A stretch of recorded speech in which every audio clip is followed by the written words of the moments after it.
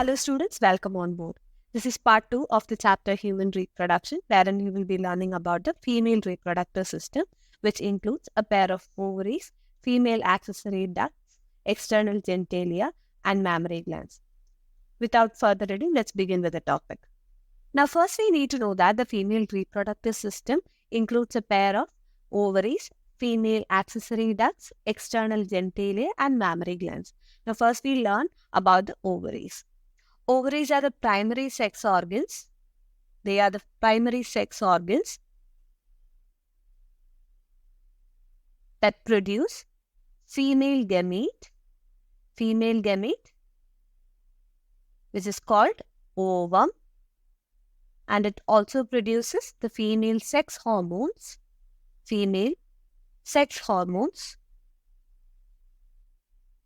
or ovarian hormones. Now, ovaries are located one on each side of the lower abdomen, and they are connected to the pelvic wall. And uterus by ovarian ligaments.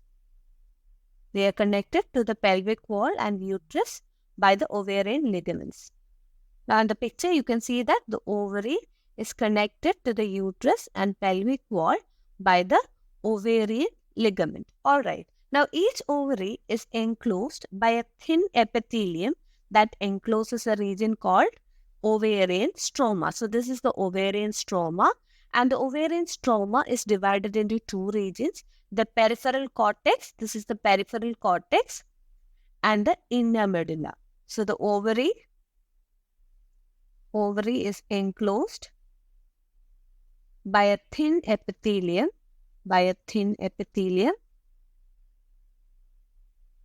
to form a region called ovarian stroma. And ovarian stroma is divided into two regions, the peripheral cortex and the inner medulla. Alright, so we've learned that the ovaries are the primary sex organs which produce the female gamete called ovum, and they also produce female sex hormones or ovarian hormones. And ovaries are located one on each side in the lower abdomen. It is connected to the pelvic wall and uterus by ovarian ligaments. Ovary is enclosed by a thin epithelium which encloses a region called ovarian stroma, and ovarian stroma is divided into two regions, the peripheral cortex and the inner medulla, right? Now we learn about the female accessory ducts. The female accessory ducts include fallopian tubes or oviducts, uterus and vagina.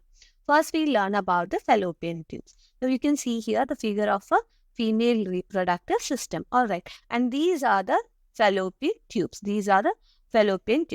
Now as you can see here, the fallopian tube extends from the periphery of the ovary and then it leads to the uterus. It extends from the periphery of the ovary and leads to the uterus. Now the part of the fallopian tube that is closer to the ovary is funnel shaped and it is called infundibulum. And the infundibulum has finger-like projections or structures which are called fimbriae. And the function of fimbriae is to collect ovum during ovulation. Now the infundibulum then leads to wider part of the fallopian tube which is called the ampulla, and the last part of the fallopian tube is called the isthmus, which has a narrow lumen and it joins to the uterus. Alright. So what have we learned about the fallopian tubes? The fallopian tubes extends from the periphery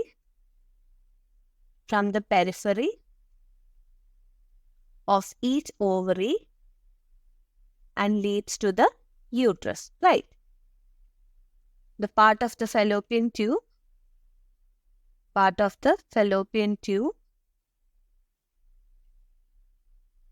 closer to the ovary closer to the ovary is funnel-shaped and it is called infundibulum. It is called infundibulum. And the edge of infundibulum possess finger-like projections, which are called fimbriae. And what is the function of fimbriae? They collect ovum during ovulation, right? Then the infundibulum leads to a wider part. It leads to a wider part, which is called the ampulla. Then the ampulla leads to the last part of the fallopian tube, that is called isthmus, which has a narrow lumen. It has a narrow lumen and it joins the uterus. All right. So we've learned about the fallopian tubes, right? Now we are going to learn about the second female accessory duct, which is the uterus. All right. Now the uterus is also called a womb. It is also called a womb. And it is a pear-shaped muscular organ which is made up of 3 layers of tissue, namely the perimetrium, myometrium, and endometrium. So it is made up of 3 layers of tissue, which are perimetrium, myometrium, and endometrium. Now, perimetrium is the outermost layer and it is a very thin layer. And myometrium is the middle thick layer which is made up of smooth muscles, and these exhibit strong contraction during the delivery of the baby. And endometrium is the innermost layer, which is a glandular layer that lines the uterus, and it undergoes cyclical changes during the menstrual cycle. All right. Now, the uterus opens into the vagina through the narrow cervix, and the cavity of the cervix is called the cervical canal. All right. So we've learned that the uterus is also called the womb, and it is a pear-shaped. It is a pear-shaped muscular organ. The wall of the uterus is made up of 3 layers of tissue: the perimetrium, which is the outermost thin layer. It is the outermost thin layer. The second layer is myometrium, which is the middle thick layer. It is the middle thick layer that undergo strong contractions during delivery of a baby. All right. And the last layer is the endometrium, which is the inner glandular layer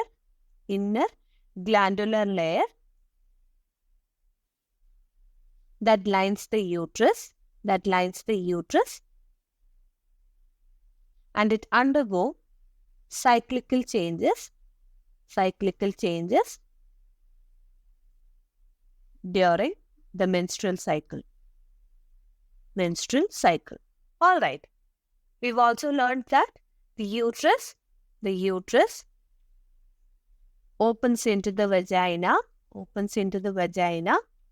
through the narrow cervix, and the cavity of cervix is called the cervical. It is called the cervical canal, right? Now we learn about the third accessory duct, which is the vagina. Now vagina is a muscular tube-like structure that opens to the outside. Vagina is a muscular tube-like structure that opens to the outside. It is partially covered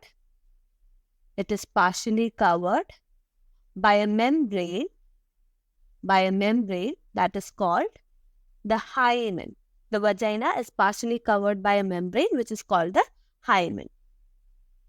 Vagina receives spermatozoa. It receives the spermatozoa during insemination. It receives spermatozoa during insemination, and the cervix along with the vagina together form the birth canal. Alright. So we've learned that vagina is a muscular tube-like structure that opens to the outside, which is partially covered by a membrane called hymen. It receives spermatozoa during insemination, and vagina along with the cervix together form the birth canal. Now we learn about the female external genitalia, which is made up of 5 parts, and they are mons pubis, labia majora, labia minora, hymen, and clitoris. First, we'll begin with mons pubis. Mons pubis is a cushion of fatty tissue. It's a cushion of fatty tissue which is covered by skin and pubic hair. Alright. The next one is labia majora. Labia majora are fleshy folds of tissue. They are fleshy folds of tissue which extends down from mons pubis, and it covers the vaginal opening. All right.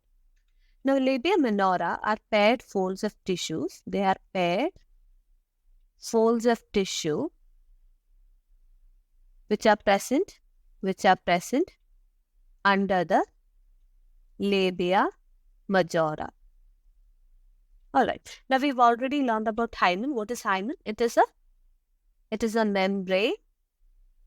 It is a membrane that partially covers the vagina. Right. And the last part is the clitoris. Clitoris is a tiny finger-like structure. It is a tiny finger-like structure which lies at the upper junction of the labia minora above the urethral opening. Alright, so clitoris is a tiny finger-like structure which lies at the upper junction of the labia minora above the urethral opening. Now we've reached the last part of the female reproductive system, which is the mammary gland. Mammary gland is a characteristic feature of all female mammals. It is a paired structure. That contains glandular tissue and fat. Alright, mammary glands are paired structures which contain glandular tissue and fat. Now the glandular tissue of each mammary gland is divided into 15 to 20 mammary lobes. Glandular tissue of each mammary gland is divided into 50 to 20 mammary lobes which contain cluster of cells called alveoli. So within the mammary lobes, there are cluster of cells which are called alveoli. Alright. Now the cells of the alveoli, they secrete milk, and it is also stored within the cavities of the alveoli. Alright. Now further, the alveoli opens into mammary tubules. Alveoli opens into mammary tubules.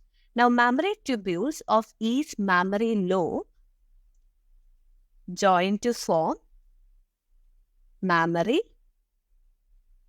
duct. Mammary tubule of each mammary lobe join to form the mammary duct, and several mammary ducts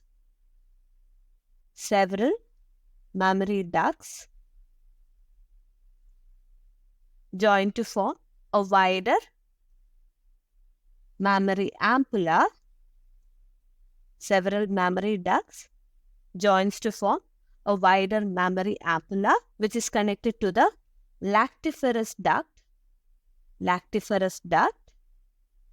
through which the milk is ejected out. Alright. So we've learned that mammary glands are paired structures which contain glandular tissue and fat. Now the glandular tissue is divided into 15 to 20 mammary lobes which contain cluster of cells called alveoli, and these cells, they secrete milk, and the secreted milk is stored within the cavities of the alveoli. The alveoli then open into mammary tubules, and mammary tubule of each mammary lobe joins to form a mammary duct. Then several mammary ducts join to form a wider mammary ampulla, which is connected to the lactiferous duct through which the milk is ejected out. Right. So that's it for the session. This was part 2, where we've learned about the female reproductive system. In part 3, we'll be covering the process of spermatogenesis. If you found this helpful, please do like the video, and if you have any doubts, comment down below. Subscribe to watch the upcoming videos. Thank you for watching.